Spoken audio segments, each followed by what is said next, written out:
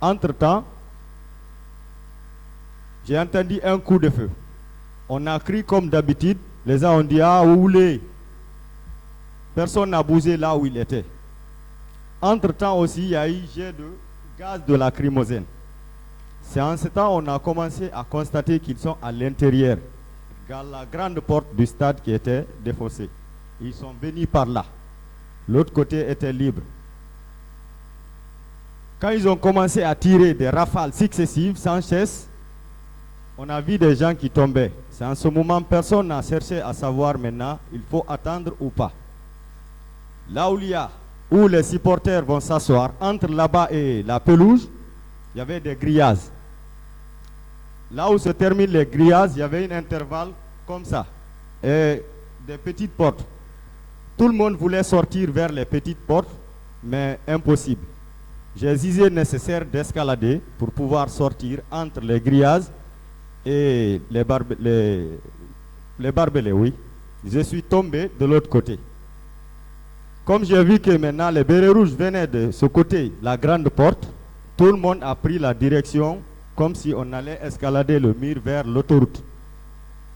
Vers la sortie droite, il y avait une porte de 3 mètres comme ça.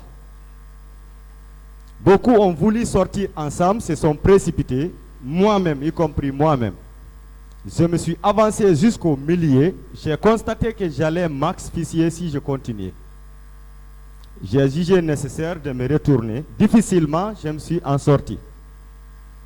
J'ai contourné. Il y avait un petit mur de 2 mètres qui tenait les portails de secours là. J'ai sauté, je suis tombé. De l'autre côté, il y avait de l'herbe. Il y avait 3 grenades là-bas, qu'on appelle caïmans. Je ne connais pas le nom en ce moment, mais il y avait des sous forme de caïmans dessinés là-dessus. Je ne les ai pas touchés et laissés. J'ai voulu fuir pour sauter le mur, mais les cris qui étaient vers la porte, il y avait les gens qui se sont superposés parce qu'ils ont voulu sortir tous ensemble. Beaucoup se sont coincés. Moi et certaines personnes, on a jugé nécessaire de faire sortir certaines personnes.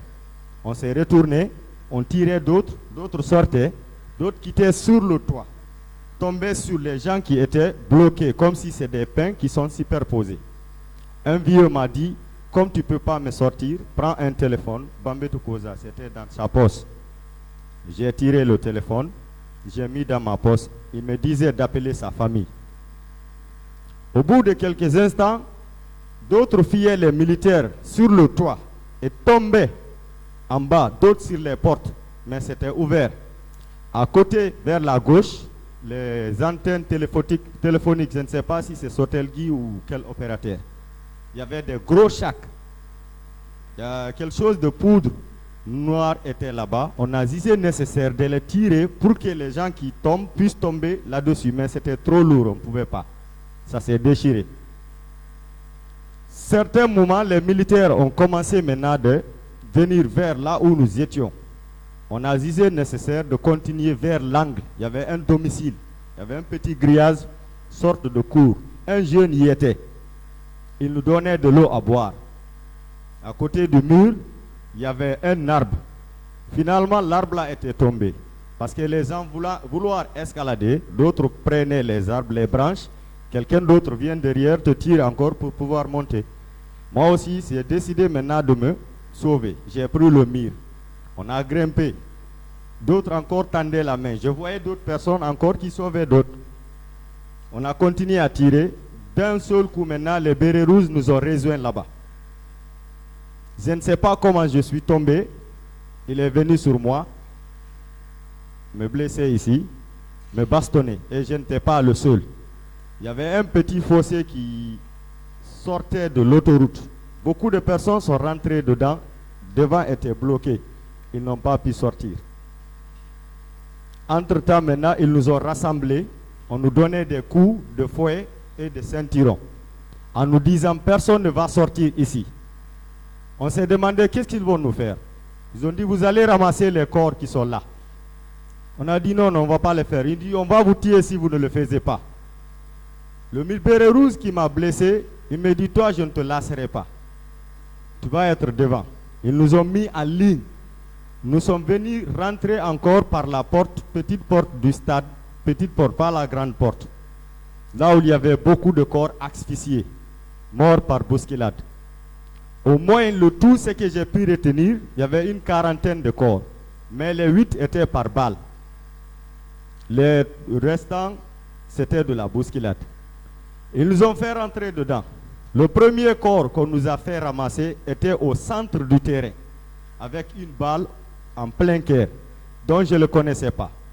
Mais dans notre groupe d'otages pris par les bérets rouges, il y avait 2 filles. En ce moment, la fille s'est approchée en pleurant. Elle me dit, ce monsieur, je le connais. Il est de la cimenterie. Il est revenu des États-Unis, ça ne fait même pas 3 jours.